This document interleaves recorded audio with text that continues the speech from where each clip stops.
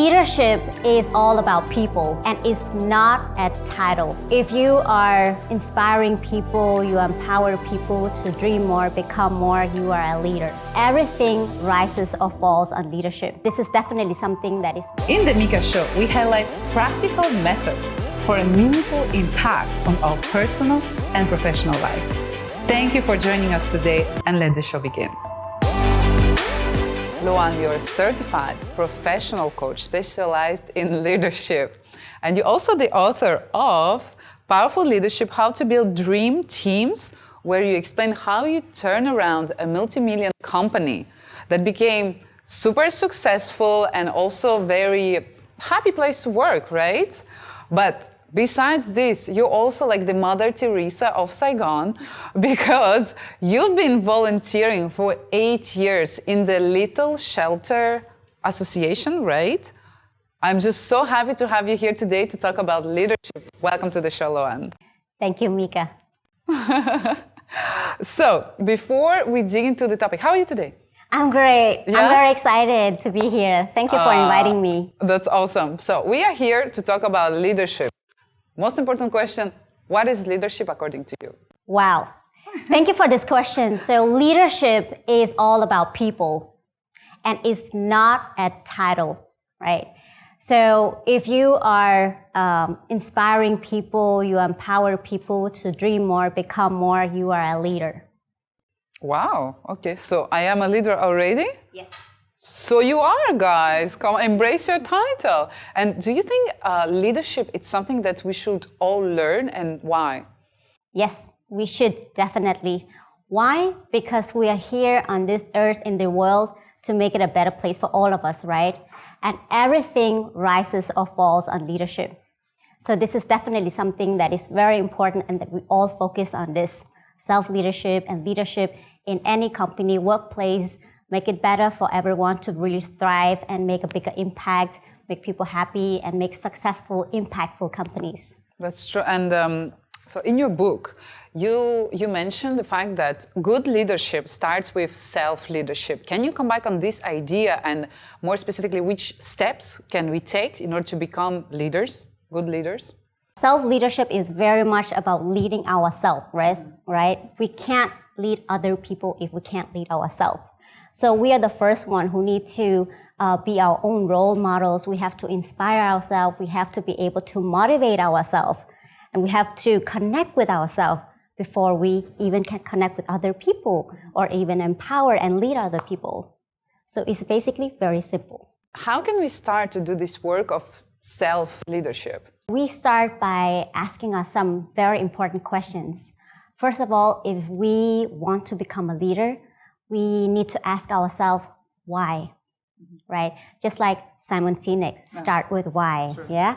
So I know that a lot of people know about Simon Sinek, and it's really a good question. When I read his book, it was like mind-blowing. So we ask ourselves why we want to become leaders. What is it that we want to create? How do we want to influence? And what is, the motive of becoming a leader? So when we have a clear idea of what we want to achieve and why we want to become a great leader, right? Then it will help us to be inspired, and we will lead ourselves every day and help people with the mindset of the intention that we have from the beginning. And that's really where, in my experience, so many leaders, they are working so hard and so busy, but oftentimes forget to ask themselves, what is my goal? What is the legacy here? What do I want to achieve by becoming a leader? And in your amazing book, which can be read as a case study, you mentioned about the different steps that you take. So I highly encourage you guys to have a look on the book, because it gives you very clear guidelines on how to know yourself better, basically. These steps that you took, it just helps you to realize who you are. But there is one thing I got very curious about. It's the blind spot. Can you tell us what is the blind spot, and how can we identify how it can help us to become better leaders? There are many things we can do. One of the things I really highly recommend everyone to do is to do daily self-reflections. So it's actually one of the things I also have described in the book, how we can improve ourselves, how we can achieve insane growth and achieve really outstanding results and boost our confidence. So it's a kind of journaling, and that's one of the things we can do, of course, to discover our blind spot. By journaling, we can look back to see, what have I done, what have I achieved, what I have learned. But of course, we can also get a coach. We can proactively ask people that we trust about, get feedback, honest feedback. I've done that for many years. And it's not always, you must know, I think you can relate, it's not always super comfortable to ask people, can you tell me your honest opinion about me, or how I deal with this or that, right? So, but this is really what we need to really uncover our blind spot. And this is something that a coach can help. So even though I'm a coach myself, I have coaches, I have mentors to constantly, share the feedback with me. But of course, we need to be willing to accept this feedback, right? So discovering our blind spot is really where we can unleash our full potential.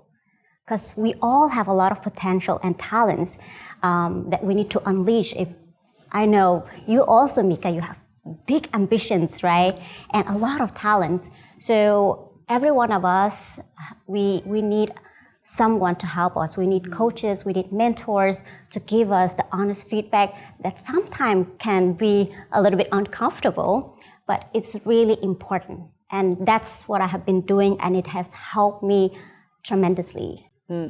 I think what you say, it's also important if you want to become a leader or simply just a better person. Like, it seems like when I read your book and when I'm hearing you now, it's like one is not going without another. If you really want to be a good leader, first you have to be a good person, happy with what you have, right? Yes. Thank you so much for emphasizing this. It is exactly, yes.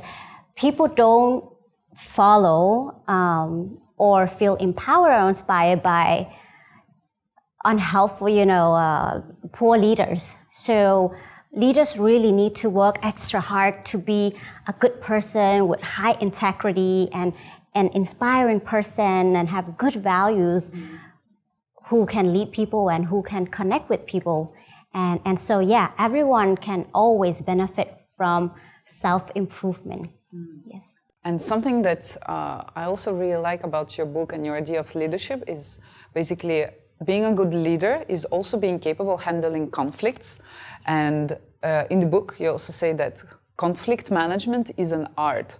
I think it's something very beautiful because it helps us to grow. But again, how can we practice it with this art and being good at it? Conflict management is one of the favorite topics of all times. When I have led so many different teams, one of the things that I focus on is exactly conflict management, because there is so much potential in really helping the team to improve and move forward and achieve the goals for the teams and the companies just by understanding and managing the conflicts. So one of the things that I have done with my teams is really, first we create an environment where people feel safe enough to speak, trust, share, confront, and be vulnerable enough to share and be honest, right? So we need to do that. So we need to be consistent. We need to talk about things. We need to be open, and we need to be vulnerable ourselves and constantly communicate that why is it that we need to talk about these things, conflicts or areas of improvement, right? So we need to tap into that space and help people feel comfortable. So we are going in with a lot of, which is not actually Gary Vee, he's also talking about it. Being vulnerable is not easy. And empathy and all of these things that we hear about so often these days, empathy, compassion, and vulnerability. And this is exactly what conflict is about. So we're there to constantly remind our team members, we are here, we are coming in to make things better. And in order to do that, we need to be open and share, honest feedback and giving constructive feedback, to find a solution to move on, right? So by using compassion, empathy, and vulnerability, it's much easier to solve conflicts. And that's what I have been doing with my team members. Yeah. And also, if you allow me to go a little bit deeper, you say that most of the conflicts arise because of problems of communications that can be easily solved. So how did you you say created a safe space? Can you give us an example of an effective communication and conflict management solution? One of the things that I always recommend fellow leaders to do is, first of all, active listening. You would be surprised, but there are so many leaders out there who struggle so much with conflict management. They are really afraid. So instead of going in proactively and solving the problem, they are actually trying to ignore or run away from it. And then it's not my problem. It's my team members or my subordinates and people, I would just leave it for them to solve it. But no, as leaders, we are all responsible for everything that is going on with our company, internal environment, everything in our team. So we as leaders, we need to step in and make sure that the conflicts are being resolved. And one of the things you can do to do that is, like you mentioned, communication. So as leaders, we need to be bold, we need to be transparent, we need to show people that we trust them and they can trust us. So I communicated a lot. Not in the beginning, but I learned that it was a powerful tool. So I did a lot of communication, not through emails, but one-on-one, group meetings, town hall meetings, all different kinds of ways that you can connect, engage, and share and be transparent. I did everything. And it's something that is super powerful. You make people feel, I know what's going on now. I know what's right to do here, So do that consistently, and you will see amazing results. Wow. In the book, you say you can't improve something that you can't measure. And that's why you have invented this technique of the red and black journal to help us on our growing journey. Can you tell us in details about this technique that you invented? And how different is it from journaling, classic journaling? Yes. The Red and the Black book, I'm very excited to share. And yes, I have shared step by step how I do this. And it's actually very simple. It's similar to doing journaling. But here is more focus on your own comfort zone and your goals, right? So by doing this, now let me share with you how I did it. So every day after a working day, I would sit down for a bit, be conscious and mindful and think about, reflect about the actions I have taken for the day and think about what went really well and what could improve, what could I improve. So when I do that, over time, you can look back and see that, wow, you have done a lot. So that actually can help you to boost a lot of confidence. It can help you to be aware of your own comfort zone. How many new things did you try? How many times did you fail? And we all know that we need to make enough mistakes. We need to try new things in order for us to really grow and achieve our goals and the success that we want, right? So this technique will help us to really see that, wow, we are growing a lot. We are taking the necessary actions and learning and learning from the mistakes, getting the valuable lessons for us really to grow. So this technique I have applied for myself and my team. So we could see that this actually led to, along with all of the other things that I have described in the book, was the thing that helped us achieve the outstanding results. So not only financially, but we actually also, because it was, I became confident, but my team also became confident, right? So I did also this coaching one-on-one and help them to gain this, realize their growth and gain the confidence. So that led to over 90% of employee satisfaction. So not only did we achieve excellent profitability, but also high employee satisfaction. What else could you ask for, right? I don't know. happy people, I guess, work better. Not I guess, for sure, they do work better. In this topic of leadership, there is a last thing that I would like to dig in. It's the fear management. We did talk about this, that it's something very important, and we all have fears, but how can we manage them? How can we use it as a fuel? Let me ask you this question. Micka, do you ever feel that something is holding you back from getting what you really want? I guess, yeah, the fear of not succeeding what I want, of not getting it, of not making it happen the way I wanted before. So this was actually something I learned back in 2017, and this awareness made me focus more on building a team where people are more aware of their fears so they could overcome and handle them. So we really could, move forward and be bold and be brave. And it's very interesting that when we talk about fears, we have 6 different kinds of fears.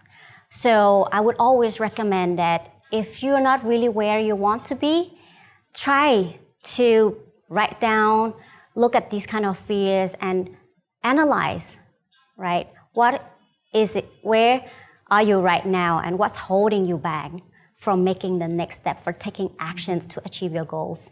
So the most common one that I have dealt with this the most is fear for failure, right?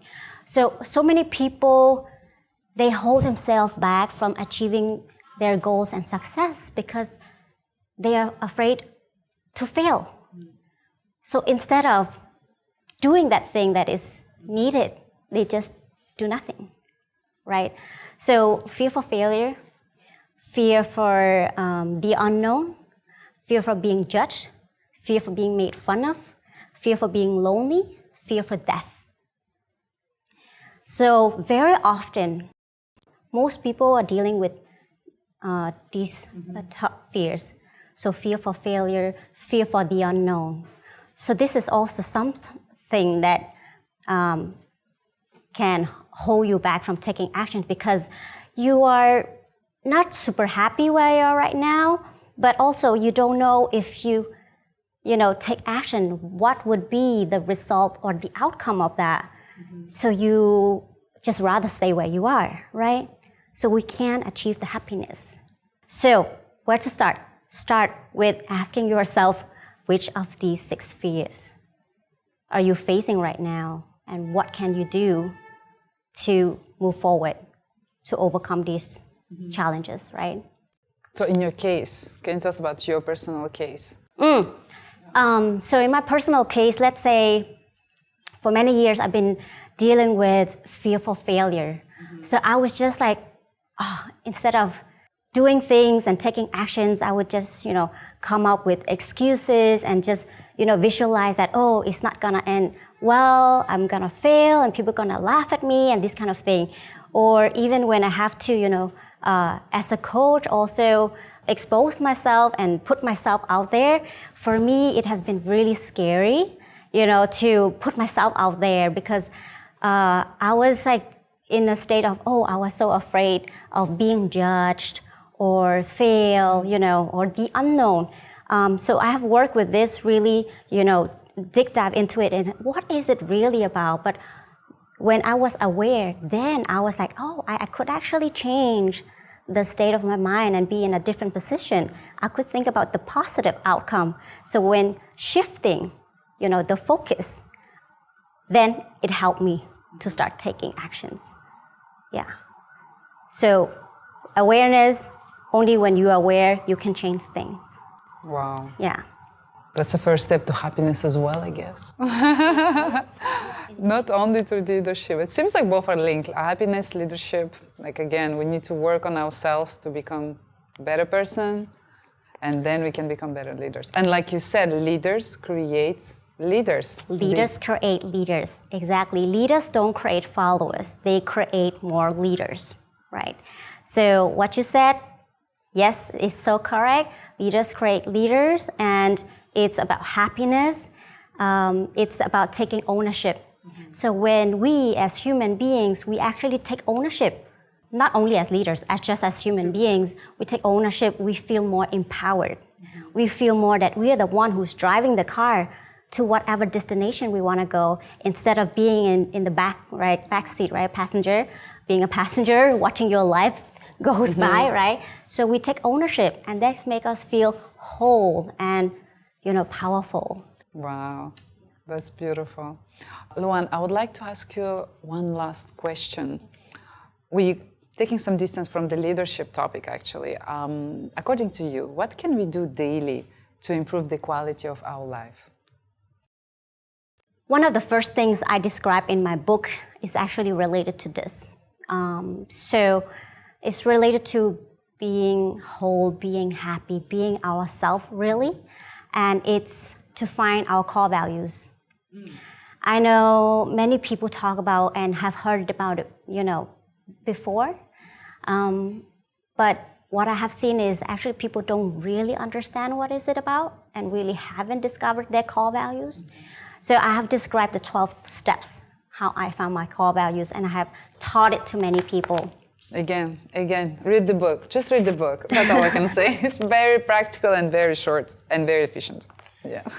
Yes, thank you for mentioning it. That is practical. I tried as hard to put things in, so make it very easy and to apply. So to be happy, we need to understand what makes us who we are, what makes us happy, and understand our core values. So could you, just imagine that we build a house, or we a house, but to have a strong house, right? We are a home. We need to have a strong foundation to build on. And maybe this house needs to be built on 4 pillars, one in each corner that hold the home. And we need to be aligned with these pillars, the foundation of it. And if we are not aligned, the home is not stable, right? And very vulnerable and fragile. So when we discover our core values, we will always feel it's like an inner GPS or inner compass. We know we can navigate in life. We know what to do, which decisions we need to make, what's the right thing for us, what is the wrong thing for us, to make sure we are always on the right path for ourselves. Wow. Yeah.